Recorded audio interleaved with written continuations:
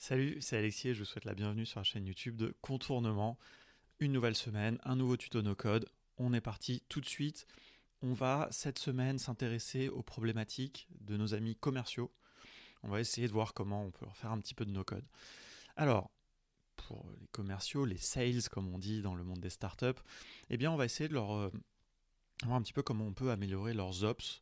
Il y a d'ailleurs une discipline qui s'appelle les Sales Ops, qui est vraiment dédiée à un petit peu ce genre de choses qu'on va faire. Alors aujourd'hui, on va faire quelque chose d'un peu basique, c'est plutôt à la vertu pédagogique, mais je suis sûr que plein de commerciaux pourront être aidés un petit peu avec ce que je vais vous montrer.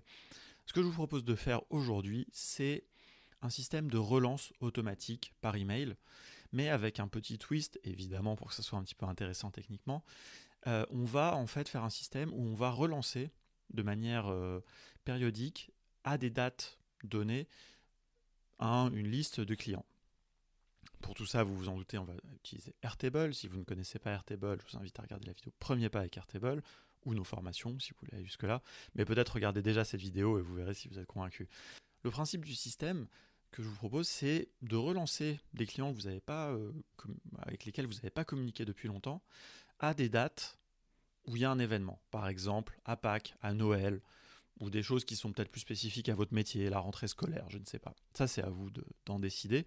Voilà, donc en gros, à chaque fois qu'il y aura une date précise, eh bien, il y a un email personnalisé, ça c'est un des petits twists que j'ai envie de vous montrer, qui va partir à vos contacts. Allez, on part sur l'écran, on va dans Airtable, évidemment, je viens de créer une base, et on va créer une première table ici sur laquelle je vais aller assez vite. C'est un cas d'usage très fréquent, je vais créer un espèce de micro nano CRM, même j'ai envie de dire, tout simplement une liste de contacts. Allez, donc on va appeler ça contact, on va même pas parler de CRM. On va cacher les vues, on va cacher ça, et maintenant on est prêt. Alors je vais aller assez vite parce que là c'est vraiment du Airtable de base, j'ai envie de dire, c'est pas forcément le sujet de cette vidéo. Ce que vous avez envie de voir, vous, c'est comment on va structurer cette notion d'événement, de date, et puis l'automatisation. Donc ici ça va être le nom de notre contact, l'email du contact, évidemment si on veut le contacter par email, vous vous en doutez, il faut savoir avoir son email. Qu'est-ce qu'on va avoir? On va mettre le nom de sa société, évidemment. Et puis on va se mettre une petite case à cocher, est-ce qu'on veut le relancer ou non? On peut imaginer qu'on n'a pas toujours envie de spammer, de relancer tous nos clients. Jusqu'ici, tout va bien, je pense, on continue. Alors là, maintenant, on va se créer une deuxième table où ici, on va mettre nos événements, nos dates clés. Donc on va écrire ça, événement. Et donc ici, ça va être le nom de l'événement, la date. Alors la date, un champ date évidemment.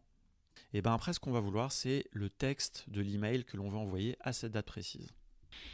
Et là, première chose, donc ce qu'on va faire, donc ici par exemple, c'est Pâques, c'est comme ça. Alors je ne sais pas la date, quelle est la date de Pâques en 2022. Hop, Google est notre ami, c'est le 17 avril. Et ici, je vais mettre, alors je vais pas mettre, vous allez voir pourquoi plus tard, je vais pas mettre bonjour, etc. Je vais mettre c'est Pâques et ça fait longtemps que vous m'avez pas donné de nouvelles de votre société. Et là, je vais personnaliser en mettant le nom de la société. Sauf que là, je ne sais pas quel est le nom de la société, je ne peux pas le mettre en dur. Et donc là, on va avoir recours à un petit stratagème bien connu des développeurs où on va faire un remplacement de texte plus tard avec une formule. Et donc ce que je vais faire, je vais mettre point d'exclamation. Je vais mettre en même deux, tiens. Et là, je vais mettre société. Voilà. Et avec encore deux points d'exclamation. Et donc comme ça va être remplacé précisément, cette petite balise, comme on dit, va être remplacée. Puis je vais mettre point. Merci de nous en donner. Bon, là, j'ai un texte à la con. Hein. Je veux dire, je suis nul en commercial. De toute façon, j'imagine que si vous envoyez ça à quelqu'un, ça va pas le faire. Mais l'idée, c'est quoi? C'est que vous allez personnaliser. On a maintenant toutes les informations dont on a besoin. Quel va être le principe? Eh bien, on va chaque jour parcourir et regarder quels sont les événements qui ont lieu. S'il y a un lieu, eh bien, on enverra un email. Comment on va faire ça? Alors là, on rentre dans des choses pas forcément triviales. Moi, je vais vous proposer une méthode, vous le savez, si vous me suivez un petit peu, il y a toujours plein de manières de faire dans le no-code. Je vous en propose une, et puis si vous en avez d'autres, n'hésitez pas à les mettre en commentaire. Alors, ce qu'on va faire déjà, c'est qu'on va faire une relation, ici, pour pouvoir sélectionner les événements sur lesquels on veut relancer notre client. Comme ça nous donne de la flexibilité. Peut-être que John Doe ne fête pas Noël, on va pas lui souhaiter, on va pas utiliser Noël comme une excuse de communication. Et donc ici, par exemple, je lui mets que Pâques, et ici, je mets Pâques et Noël. Tout à fait possible, aucun souci. Vous voyez évidemment que ici, on a eu l'inverse qui s'est créé. Et donc, on continue. Et donc maintenant, là, on va rentrer quand même dans des subtilités. Comment on va faire pour savoir qu'il y a un événement aujourd'hui ? Parce que là, le problème, c'est que vous voyez, ici, je ne peux pas venir chercher la date d'un événement puisque j'en ai plusieurs qui sont liés. Donc là, on va rentrer dans des choses assez subtiles et on va commencer par un lookup. Et ici, je vais aller chercher la date. Je vais le faire, ça ne va pas marcher, mais je vais le faire quand même pour que vous compreniez le principe. Create field, et là, vous voyez que j'ai 2 dates. Donc là, c'est le bazar. Je ne vais pas pouvoir utiliser cette information pour filtrer et savoir si aujourd'hui il y a un événement ou non. Ça paraît logique. Alors je pourrais peut-être le faire avec un filtre un peu avancé sur le texte. J'ai pas envie. Airtable me donne un moyen beaucoup plus simple de faire ça. Ici, je vais inclure uniquement les éléments qui correspondent à une certaine condition. Et cette condition, je vais être un peu rusé et je vais faire date. Si la date est exactement aujourd'hui, eh bien, je vais afficher les événements. Vous voyez ? Donc là, j'ai rien qui vient. Alors ce que je vais faire pour continuer, pour illustrer mon exemple quand même, c'est que ici aujourd'hui, je vais faire un événement. Alors on est le 9 février, il n'y a pas vraiment de date particulière, donc on va dire que c'est la Saint-Contournement. Merci de nous la souhaiter l'année prochaine. On vous souhaite une belle fête à vous et vos collaborateurs de la société. Et je remets ma petite balise magique. Hop.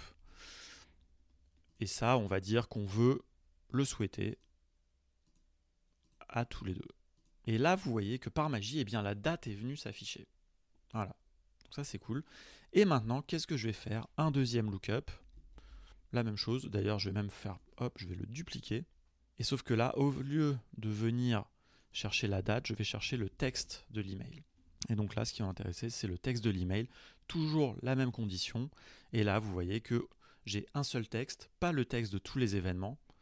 Sinon, je ne saurais pas lequel envoyer le bonjour. Et donc, voilà, on nous souhaite ça. On est presque prêt, il nous reste une dernière chose à faire. Vous avez peut-être pas compris encore, parce que j'ai pas forcément été très clair sur cette histoire de balise de société. Ici, le texte final, qu'est-ce que c'est ?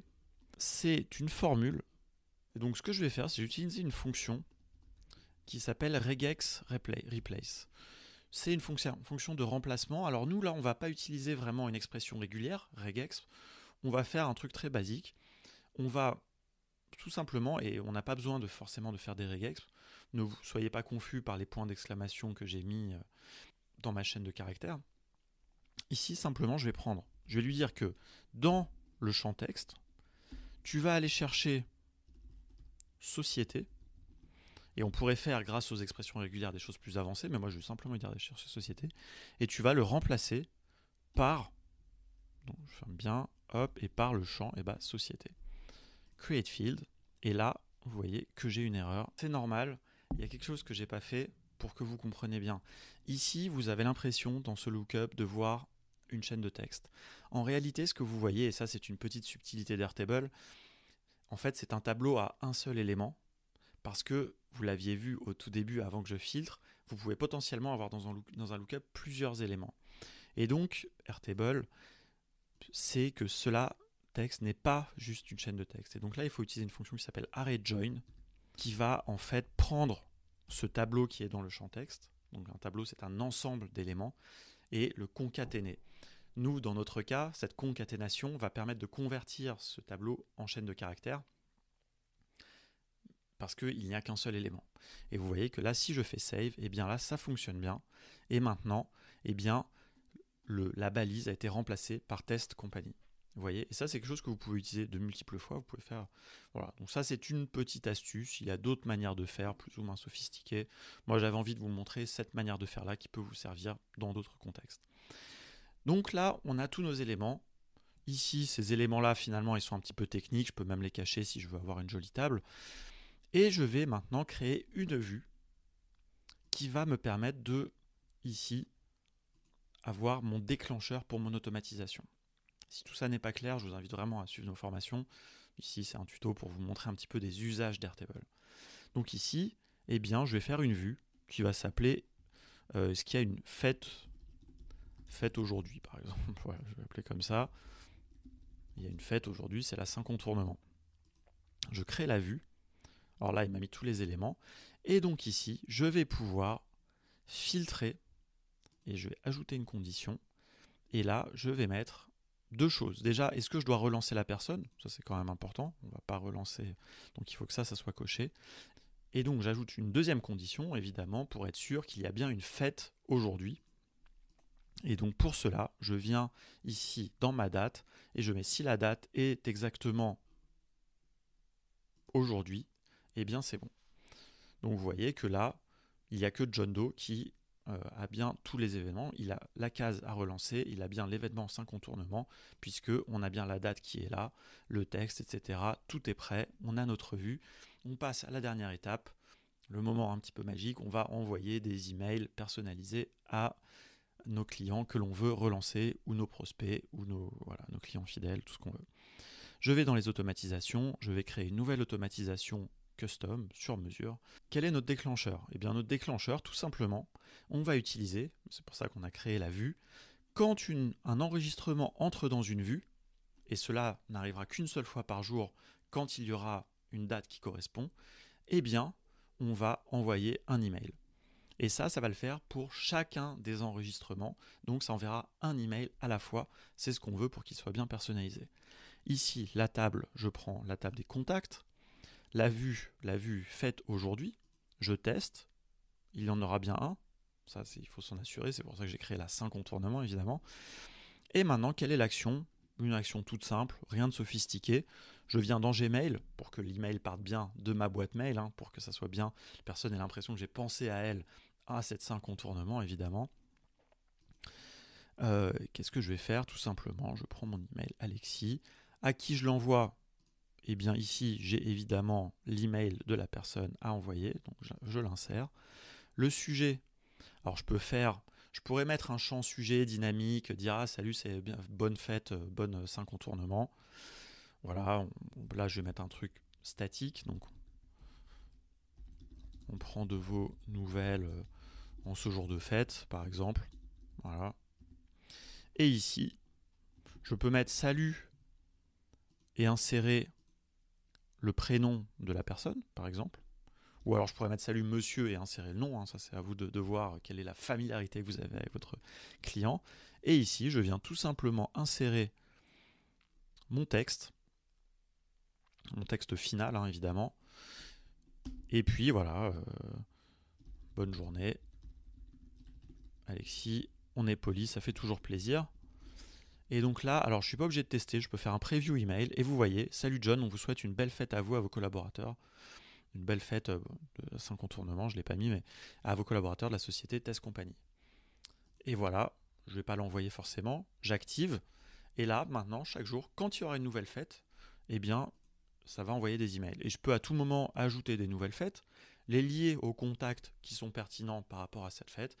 Et là, vous aurez des relances, vous voyez, avec un email qui est différent à chaque fois, qui est personnalisé, plus ou moins personnalisé. D'ailleurs, vous voyez que même si vous avez un petit peu compris le principe, je pourrais faire 2 lignes pour Pâques où j'aurai des textes différents. Je pourrais personnaliser sur le genre, par exemple, masculin, féminin.